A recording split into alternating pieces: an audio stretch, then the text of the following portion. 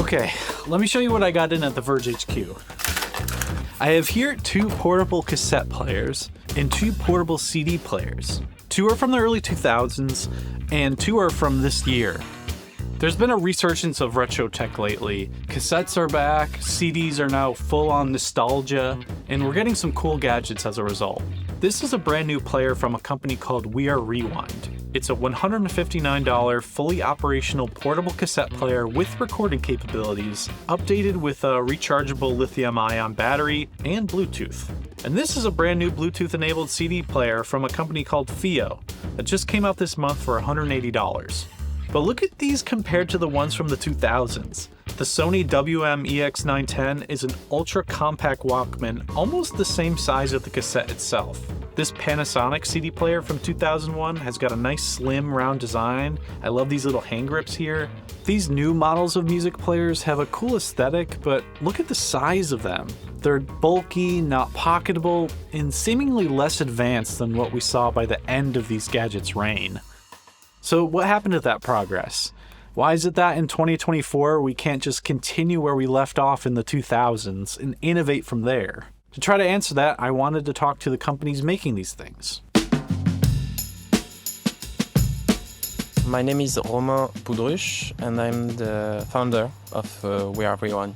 We Are Rewind is based in France and debuted its version of a new cassette player in 2022, calling it the Cassette Player Reinvented, a Bluetooth-enabled USB-C charging tape machine.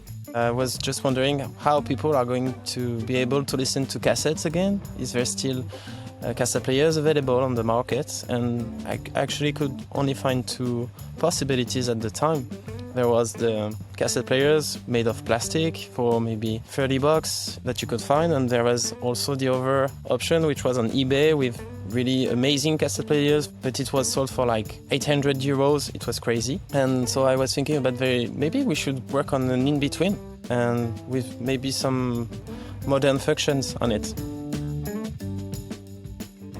What I immediately noticed about We Are Rewind's cassette player is if you compare the dimensions to Sony's first ever Walkman from 45 years ago, they're almost identical. And Romain said that was intentional. We want something which is going to look like the first TPSL2 from Sony. It will have to be made of aluminium because we wanted to make a distinction with the plastic cassette players that we could already find. But why not make a more compact version of it? Yeah, I mean, are we able to make anything this small anymore? At this point, this is absolutely not doable. We should have to ask to Sony to open again the old manufacturer and buy all the machines who it gives you the possibility to create that. Sony, the pioneer in portable music players and the best who have ever done it, stopped selling Walkmans in the US in 2004. So the equipment to build and assemble those technically more advanced designs are just not even around anymore. And then there's also one other huge factor that keeps these new cassette players this bulky. Actually, everyone in the world right now is using the same mechanism. Everyone, because there's only one available. This is kind of shit, actually. This is made in China. There is not so many things that we could be proud of. Romain is referring to the main component of the cassette player that moves the tape through the tape head. Without that stock mechanism, you would have to rebuild the cassette player from scratch and basically open up your own manufacturing plant. A daunting task for a startup making a device that has already existed many times over. There are some super informative videos from some of my favorite YouTube channels, Techmoan and V Westlife, that go through a bunch of newer cassette players to compare tape mechanisms. And it's true, all modern cassette players are using cheaply made rip-offs of an older cassette player mechanism made by a Japanese manufacturer, Tanishin. Take a look at this cheap cassette player I got as a free giveaway. The tape transport is exactly the same as We Are Rewind's, as opposed to the ones from those vintage players at the height of cassette technology. Cassette players are considered a sunset industry. Another audio company putting its own twist on a new cassette player is Fiio, which is based in China. Its cassette player, the CP13, also utilizes an aluminum shell with a lithium battery that's chargeable via USB-C. And of course, Fiio is using the same mechanism as well. Fiio confirmed it ran into the same issues We Are Rewind had. Materials for cassette players are gone, and no one is willing to make them. There have been continuous cutting costs leading to a decline in quality standards. Under this situation, producing a product with high quality is very challenging and requires more communication and costs. Fiio reached out to manufacturers that technically could make a new cassette mechanism, but it wouldn't make sense for them. They have more profitable things at larger volumes they could be making. So the teams at Fiio and We Are Rewind made the best with what they had. This is why we worked with French engineers who used to work for Thomson for 30 years. They just picked this existing mechanics and said, okay, what can we do with this? We are going to change different parts, change the flywheel, use a brass flywheel instead, and many things like this to make it as good as we could. Swapping out the plastic flywheel in the belt drive, which is what's found in these stock mechanisms, with something sturdier like brass, decreases the amount of wow and flutter you get on the tape playback. So you get a lot better sound than something like this.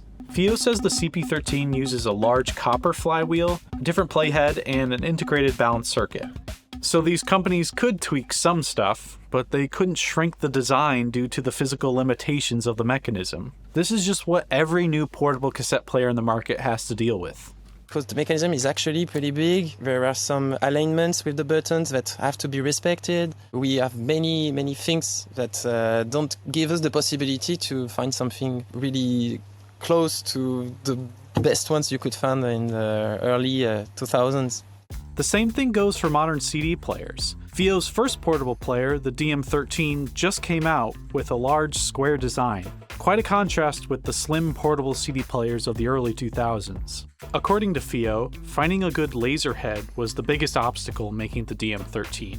You know, it's not very easy to find a good CD laser head supplier in China. We spend a lot of time and money to communicate with the supplier to improve the quality of the CD head. Combining that large CD head with the multiple audio outputs, a screen, a long-lasting battery, and Bluetooth, you can see why it gets so big. Fiio says that's the reason why we have this square design, instead of the circular one we saw on portable CD players in the past.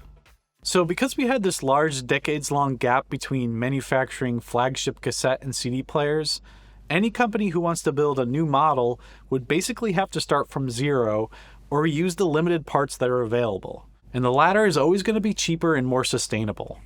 So, with those sacrifices, are these gadgets any good?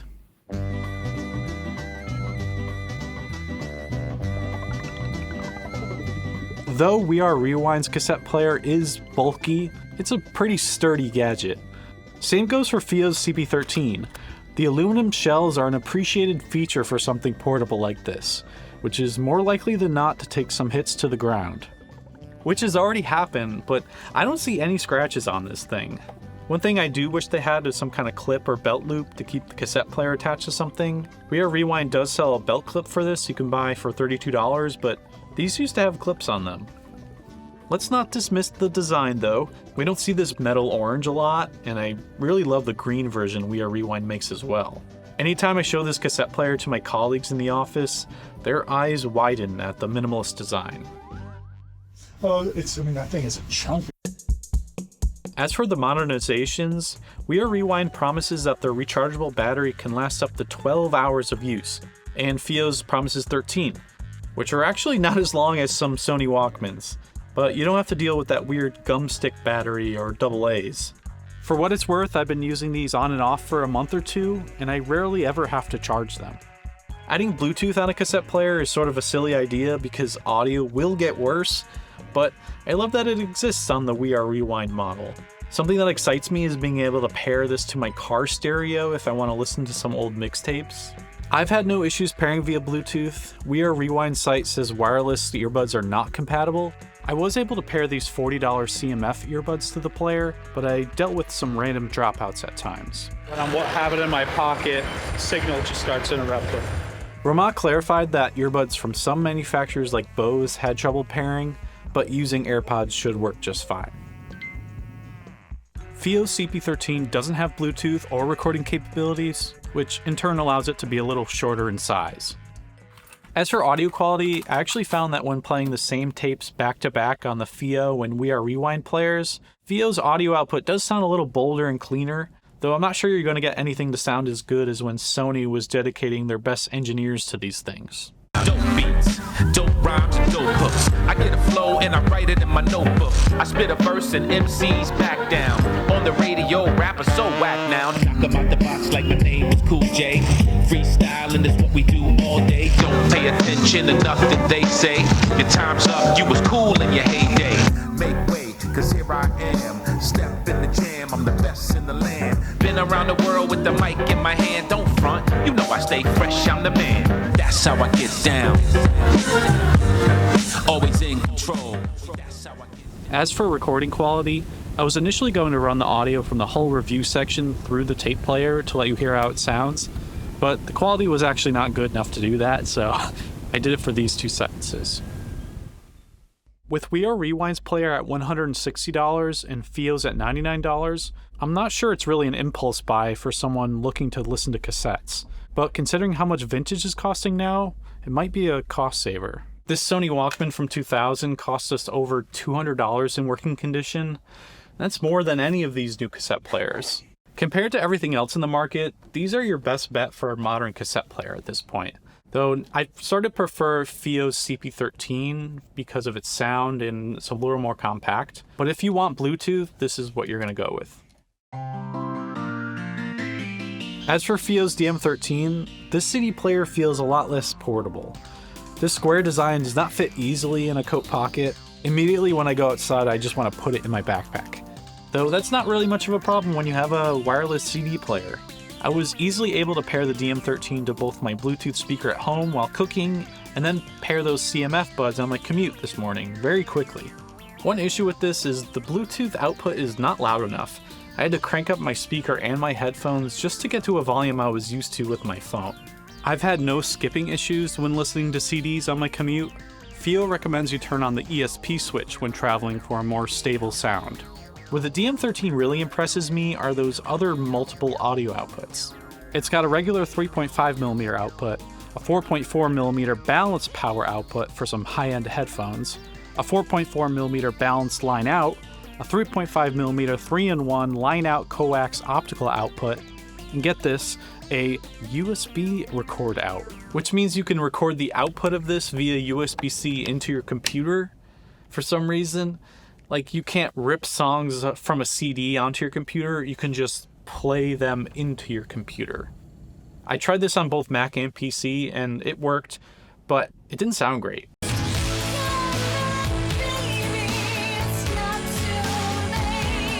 You can hook this up to pretty much anything. It feels like a real music gadget. And that gets to my overall point about this. It's a good desktop CD player that you can also just put in your bag and bring with you. I put this in my bedroom and played a CD and listened to it in my kitchen on my kitchen speaker. That's really cool. I've had so many friends over the years ask me what CD player to get for their home, and I might actually recommend them this. It's a big portable CD player, but a pretty good compact one for your desk. So while companies are making these gadgets, the innovation feels a bit limited. So is there really a future for any of this? Something Fio stressed to me was that these retro gadgets do not yield much profit, and it's highly likely they can incur losses. But they are committed to continue making them and trying to make them slimmer. Both Fio and We Are Rewind have told me they're spending time on some less niche products as well, like a handheld FM radio and a Bluetooth boombox, respectively, which I can imagine is significantly easier to make. I'm not too optimistic about the future of these music players. Since these gadgets are niche at this point in our gadget timeline, making a small volume continues to keep that price up high. There's not a lot of incentive to invest in innovation with not much demand or competition. The prospect of an ultra-compact cassette player coming back might actually be doomed. Also, I'm sort of skeptical people are actually listening to cassettes and CDs they buy. A 2023 study by music sales data company Luminate reported that only 50% of consumers who have bought vinyl in the past 12 months actually own a record player. And that's a technology that never truly went away, while also having an audio quality incentive. I haven't even mentioned that cassettes just don't sound great most of the time. Physical media is mostly a fun way to support artists. However, I do think we should worry about some technology like this sunsetting production.